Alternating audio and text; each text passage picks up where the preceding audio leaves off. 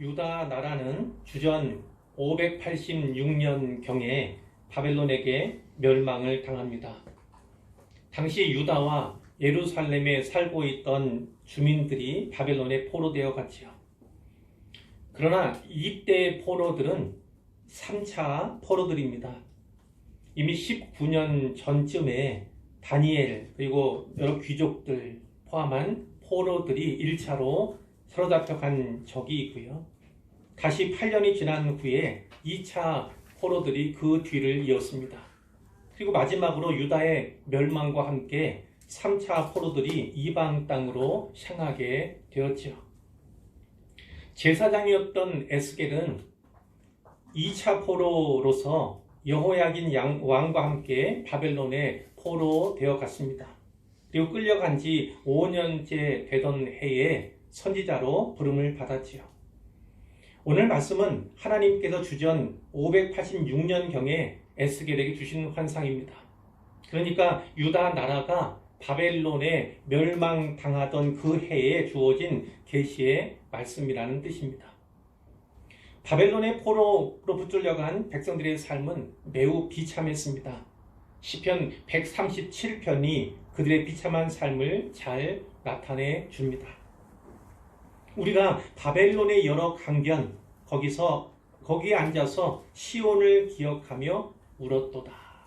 이 시온은 성전이 있는 언덕을 말합니다. 그리고 성전을 의미하기도 하죠. 그 시온을 기억하며 울었다는 거예요. 그 중에 버드나무에 우리가 우리의 수금을 걸었나니 이는 우리를 사로잡은 자가 거기서 우리에게 노래를 청하며 우리를 황폐하게 한 자가 기쁨을 청하고 자기들을 위하여 시온의 노래 중 하나를 노래하라 함이로다. 이렇게 이야기를 합니다. 이 황폐케 하고 우리를 사로잡은 자들은 바벨론이잖아요. 바벨론 사람들이 포로된 유대인들에게 너희 한번 노래 불러봐.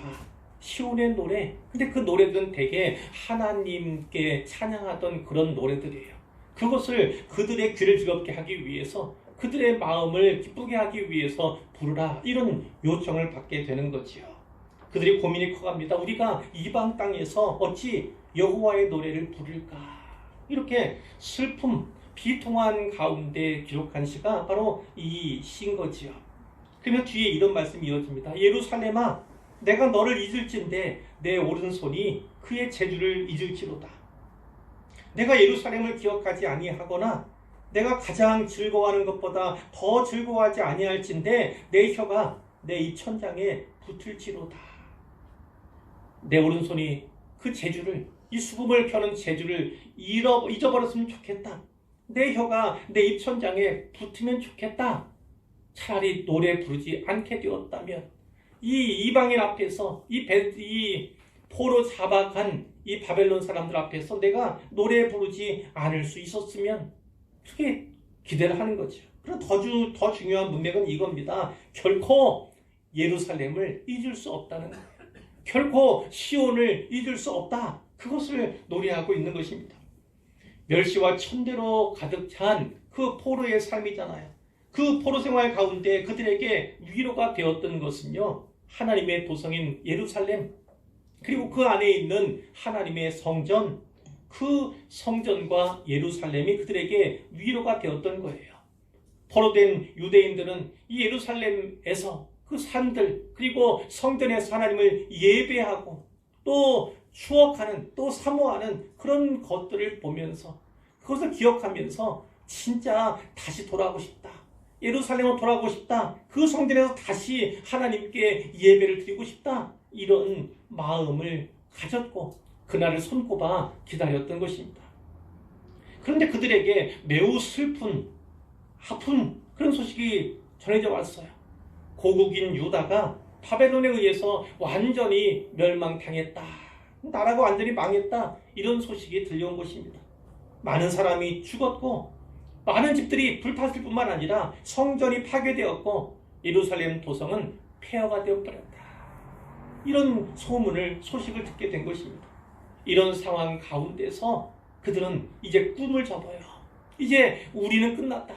우리 민족은 끝났다. 이렇게 소망의 줄을 내려놓습니다.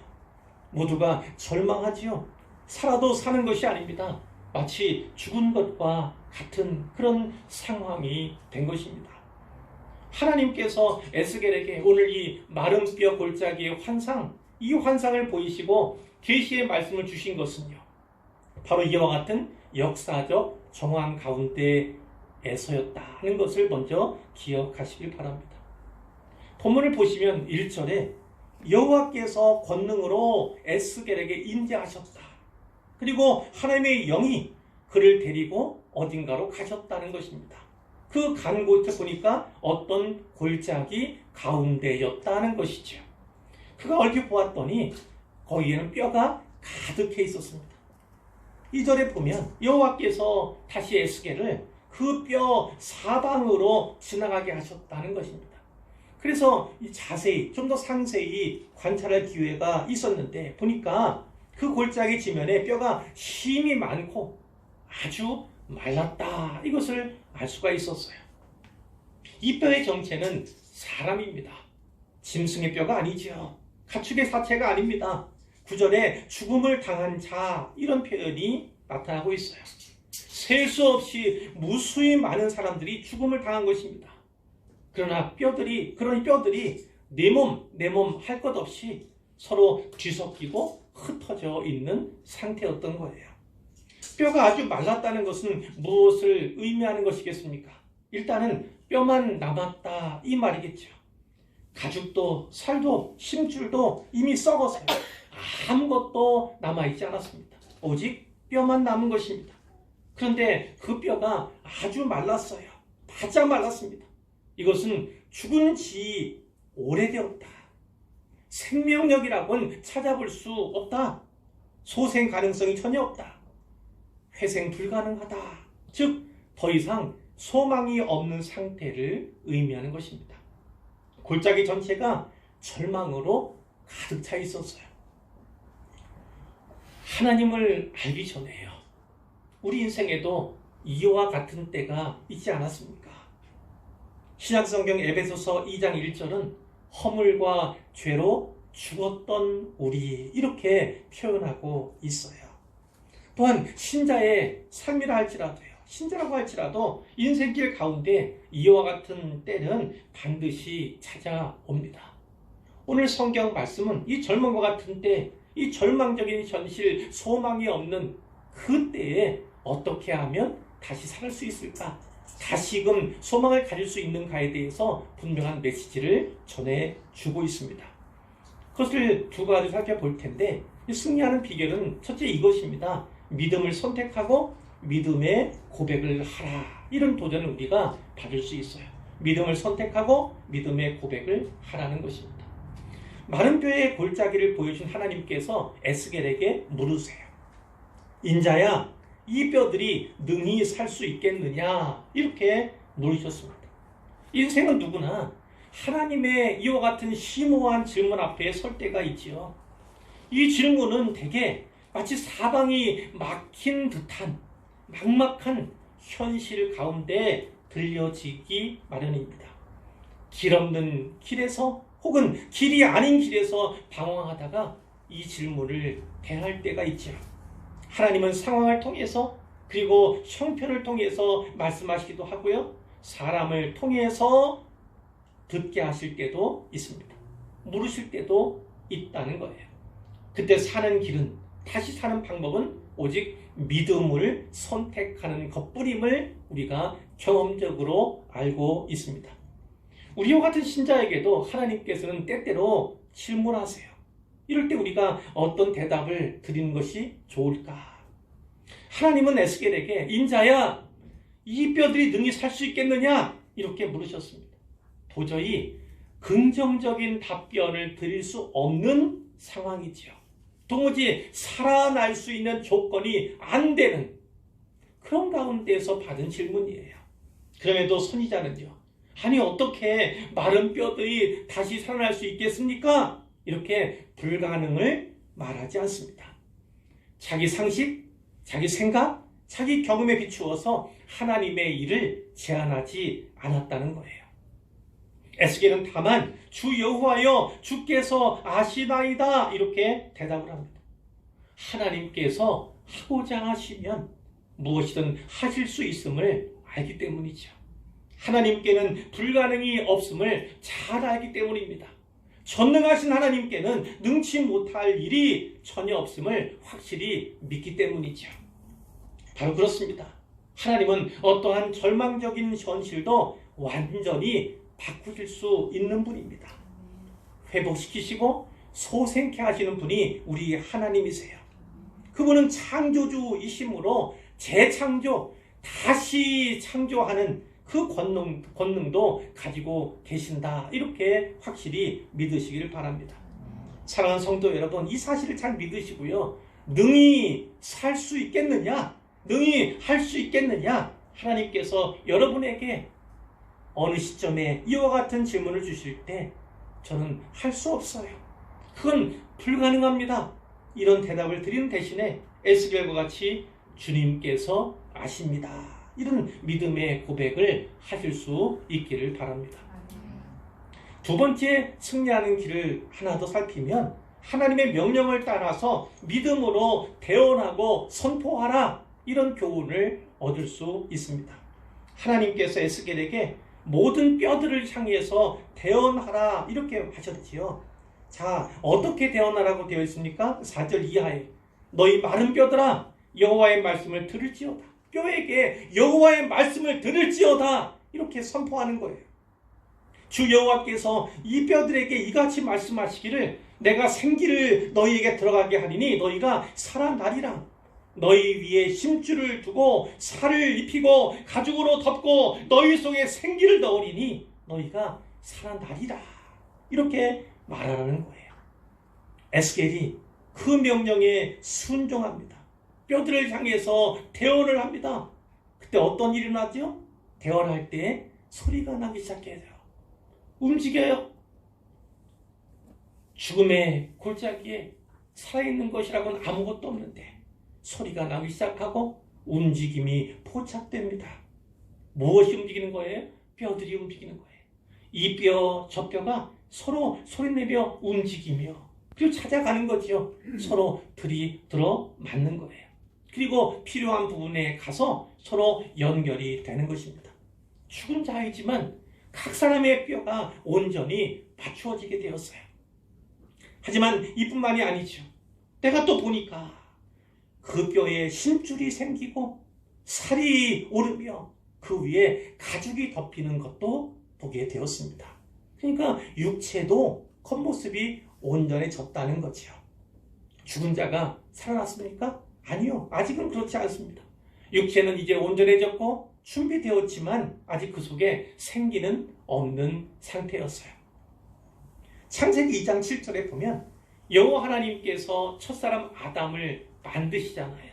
흙으로 빚어서 사람을 지으시는데 그 마지막 장면을 아십니까? 생기를 그 코에 하고 불어 넣으신 거예요. 그랬더니 그 생기가 그 흙으로 만들어진 육체에 전해지자 사람이 생명이 되었다고 이렇게 기록이 되어 있습니다. 생명이라는 건 살아있는 존재가 되었다는 거예요. 그 생기가 들어가야 생명을 갖게 된다는 거죠. 그러니까 생기를 주시는 것, 생기를 불어 넣어 주시는 것은 활용정점 이렇게 기억하시면 돼요. 그는 마지막에 작품을 걸작으로 마무리 짓게 되는 가장 귀한 작업이다 이렇게 이해하시면 되겠습니다. 하나님께서는 이제 너는 생기를 향하여 대언하라. 전에는 뼈를 향해서 대언하라 하셨는데 이제는 생기를 향해 대언하라 이렇게 말씀하세요. 인자야 너는 생기를 향하여 대언하라. 생기에게 대언하여 이르기를 주 여호와께서 이같이 말씀하신다. 생기야 사방에서부터 와서 이 죽음을 당한 자에게 불어서 살아나게 하라. 하나님 이렇게 말씀하신다. 이렇게 전하라는 거예요. 에스겔이 또한 거침없이 그 명령을 따라서 대언을 하였더니 어떤 일이 났습니까? 생기가 그 육체에 그들에게 들어가게 된 것입니다. 그 생기가 들어가자 그들이 살아나게 되었어요. 그리고 일어나서 정렬하게 됩니다. 서게 돼요. 보니까 극히 큰 군대임을 그가 보게 되었어요. 얼마나 놀라운 장면입니까? 죽은 자들이 살아나서 일어났었는데 그들의 본질은 극히 큰 군대였다는 사실이에요. 죽음의 골짜기가 이제는 생명의 골짜기로 변화된 것이죠. 기적은 이렇게 일어납니다. 자기 능력, 그 한계치, 그것을 의지하거나 그것만 바라보는 것이 아니라 하나님을 신뢰하며 믿음으로 행동에 나설 때 하나님의 기적이 인생 가운데 나타난다는 사실, 사역 가운데도 나타난다는 사실을 꼭 기억하시기를 바랍니다. 에스겔이 하나님을 신뢰하며 그 말씀에 의지해서 태어나했더니 마른 뼈들이 살아나는, 다시 사는 이적이 일어난 것입니다. 여기까지가 환상의 내용이에요. 하나님께서는 이 환상이 무엇을 의미하는가, 왜 에스겔에게 이 환상을 보여주셨는가 이제 말씀해 주시죠. 11절에 보면 인자야, 이 뼈들은 이스라엘 온 족속이라. 이스라엘 온 족속이라고 말씀하고 그들이 이르기를, 이 이스라엘 온 족속이 이르기를 우리의 뼈들이 말랐고 우리의 소망이 없어졌으니 우리는 다 멸절되었다 하느니라. 이렇게 하나님께서 말씀하신 거예요. 마른 뼈들의 골짜기는요, 절망적인 이스라엘의 현실을 보여줍니다. 이스라엘은 포로된 자이건 아니면 고국에 남아있는 자이건 누구를 막론하고 우리 민족은 끝났다 하는 거예요. 소망을 전혀 잃어버렸습니다. 그러나 이럴 때에도 우리가 기억해야 하죠. 하나님은 이스라엘을 버리지 않으셨습니다. 포로지에서도 그들과 함께 하셨어요. 소망을 잃어버린 자기 백성들, 그들이 어떠한 절망 가운데 있는가, 어떠한 두려움 가운데 있는가를 아셨고요. 보셨고 그리고 듣고 계셨습니다. 이제 하나님께서는 선지자로 하여금 그들에게, 즉 소망을 잃어버린 이스라엘 온 족속에게 대언하라 이렇게 명령을 하세요. 12절 말씀이죠. 너는 대언하여 그들에게 이르기를 주 여호와께서 이같이 말씀하신다. 내 백성들아, 내가 너희 무덤을 열고 너희를 거기에서 나오게 하고 이스라엘 땅으로 들어가게 하리라. 이렇게 말씀을 하세요. 하나님께서는 이스라엘 사람들이 강제로 끌려가서 살고 있는 그 바벨론 땅, 그 포로지, 그리고 거기에서의 포로로서의 삶을 무덤에 비유하여 말씀하고 있는 거예요. 마치 죽은 자들과 방불한, 죽은 자들과 같은 그런 삶을 자기 백성이 살고 있음을 하나님께서 잘 아시는 것입니다. 그런 그들에게 하나님을 말씀을 대언하라 이렇게 말씀하신 거예요. 그들에게 소망의 메시지를 선포하라는 말씀입니다. 내 백성들아, 내가 너희 무덤을 열고 너희를 거기에서 나오게 하고 이스라엘 땅으로 들어가게 하리라. 이 예언은 1차적으로요. 스룹바벨 그리고 에스라, 느헤미야를 중심으로 형성되었던 주전 6세기 그리고 주전 5세기의 귀향민들을 통해서 이루어지게 되죠. 그리고 나아가서 좀 더 궁극적으로는요, 메시아이신 예수 그리스도의 성육신 그리고 십자가와 부활 사건을 통해서 온전하게 성취가 되는 것을 성경을 통해서 확인할 수 있습니다. 이 14절 말씀을 볼 텐데요. 내가 또 내 영을 너희 속에 두어 너희가 살아나게 하고 내가 또 너희를 너희 고국 땅에 두리니, 이런 말씀도 주셨습니다. 내 영, 하나님의 영에 대한, 성령에 대한 메시지인데요.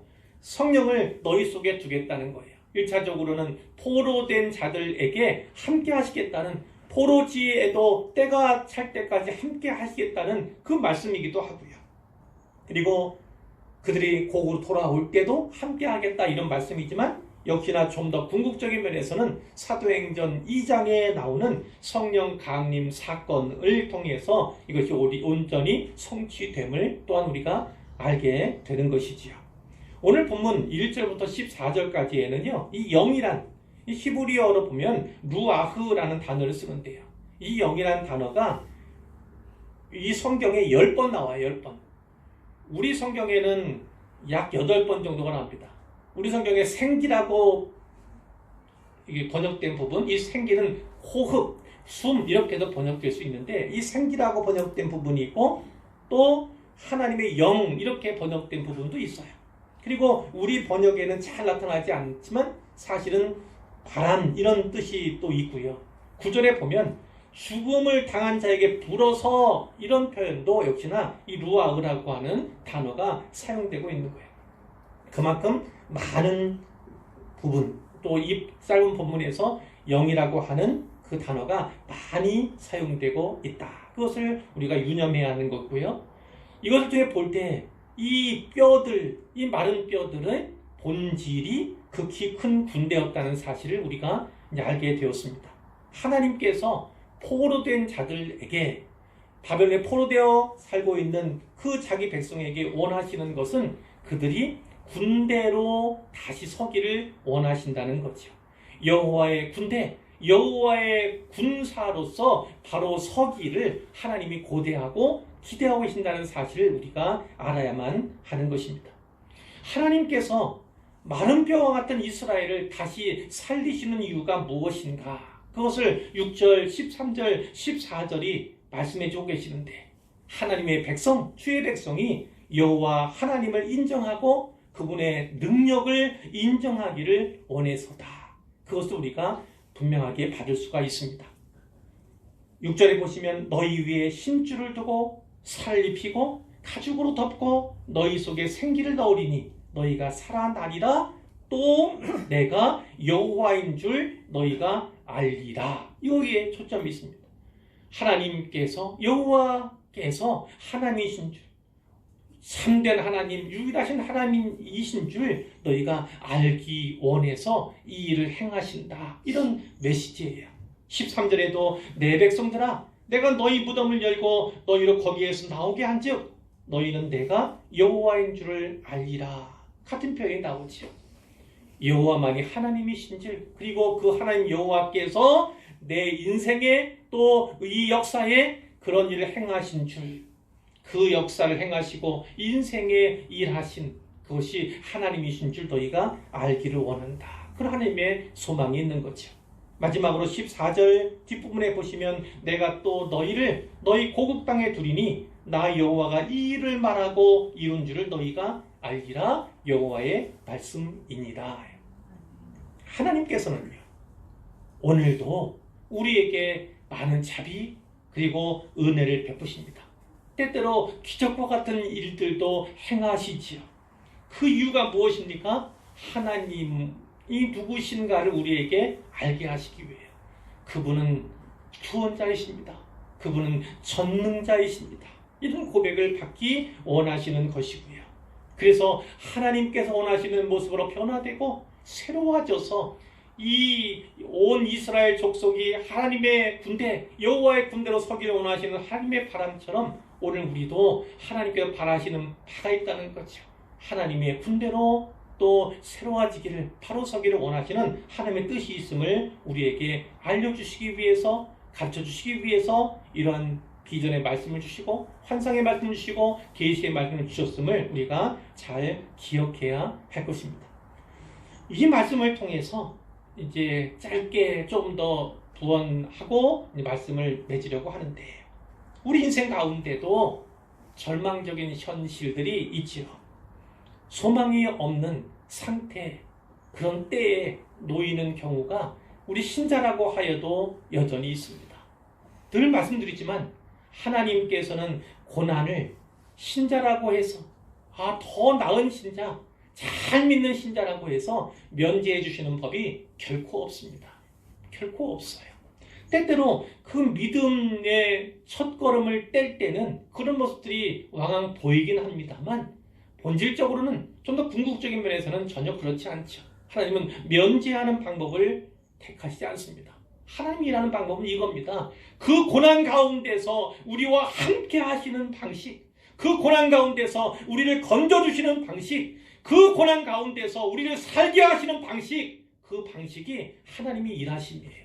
그래서 진짜 하나님을 온전히 알게 하시고 온전히 믿게 하시는 것이 하나님께서 우리를 향해서 일하시는 방법임을 마음에 깊이 새기셔야 합니다. 하나님 면제해 주세요. 하나님 이 길만은 이렇게 기도하고 아뢰 것이 아니라 하나님께서 어떠한 길에 어떠한 도상에 저를 두신다 할지라도 어떠한 인생의 골목 어떠한 골짜기에 저를 데려가신다 할지라도 믿음으로 하나님의 구원을 바라볼 수 있게 해달라고 하나님으로 말미암아 결코 소망을 잃지 않게 해달라고 이렇게 기도하고 간구하는 것이 우리가 해야 할 일인 거죠.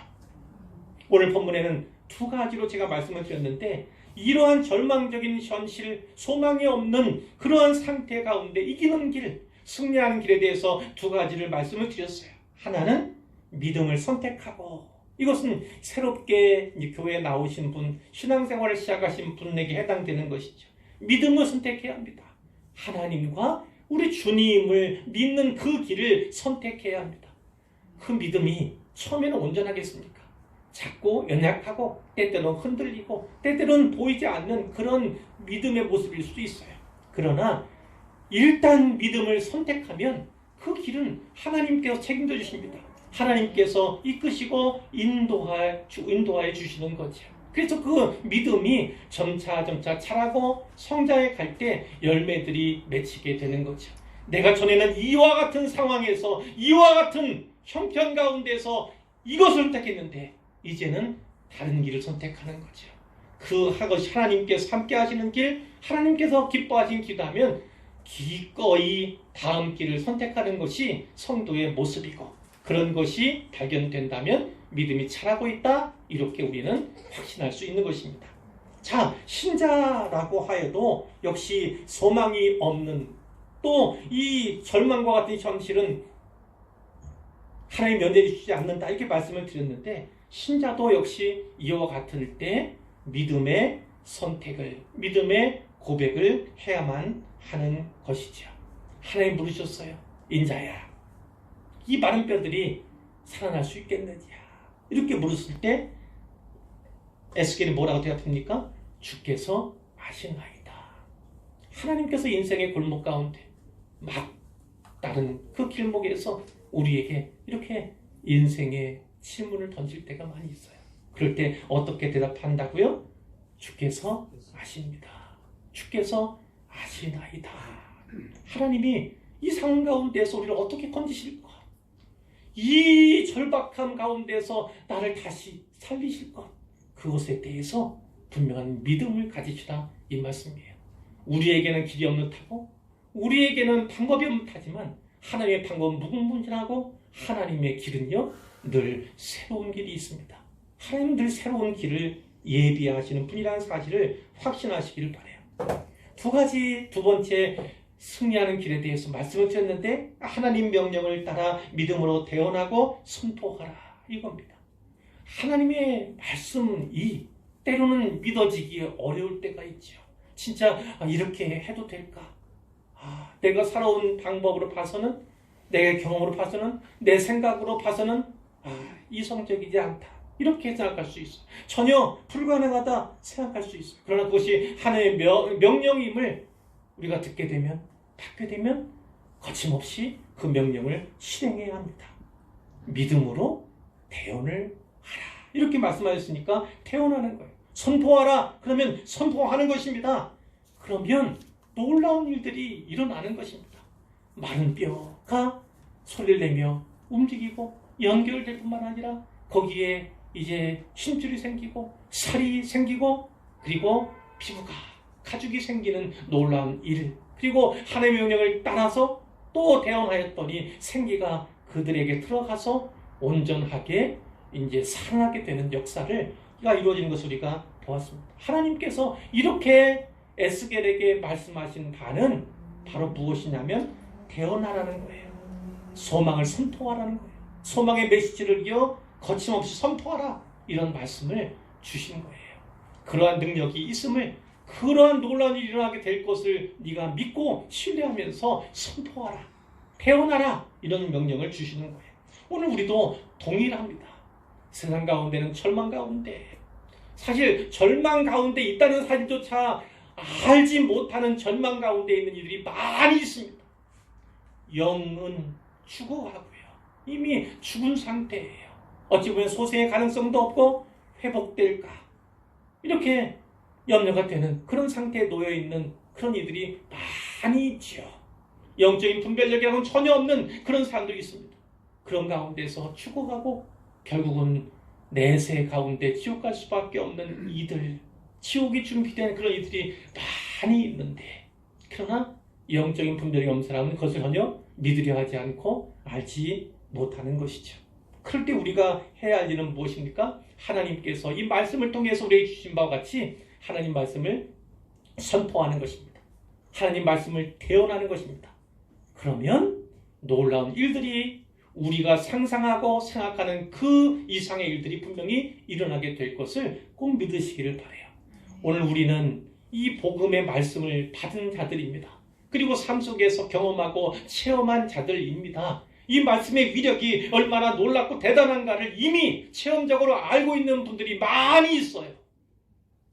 복음을 붙잡고 의지할 뿐만 아니라 그 복음을 선포하고 대언하는 일이 오늘 우리에게 주신 하나님의 명령이다, 사명이다라는 사실을 분명히 기억하기를 부탁을 드립니다.